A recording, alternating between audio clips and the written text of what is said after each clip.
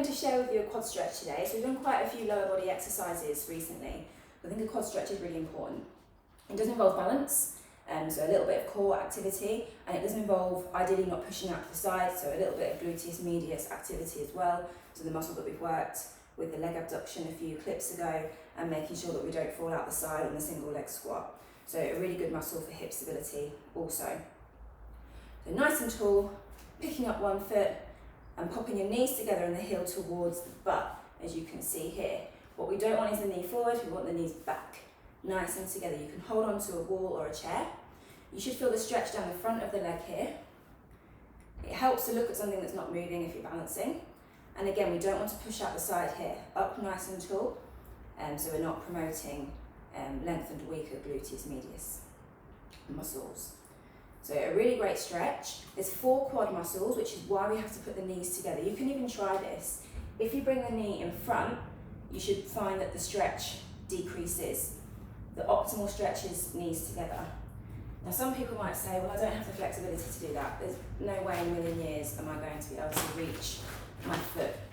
If that's the case, a band, if you don't have a band, then a belt is good. It might be that you're not feeling flexible enough to get the heel towards completely to the bum. So using the band to hold the foot can be really helpful for those that struggle with the flexibility of holding the leg. The advice is to hold the stretch for 30 seconds if you want to maintain flexibility.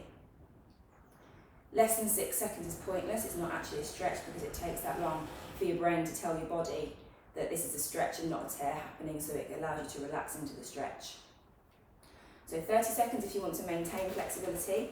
If you're finding that you're particularly unflexible in that area and you really want to increase your flexibility, say you can only get to here and you really want your foot to your butt, then longer than 30 seconds is good. I wouldn't go for longer than a minute, and I certainly wouldn't do a minute straight away if you're not used to stretching. It's like anything. If you're not used to exercise, you wouldn't run a marathon, you'd build up to it. You might do a 10-minute run, you might do a couple of K and then increase. Same with stretching. You don't go straight in and do the full minute. You might do, 30 seconds and then leave it for a few days. And then you might do 35 seconds, leave it for a few days. So always build up to a stretch, and there is such a thing as overstretching, so make sure you don't do that. Thank you.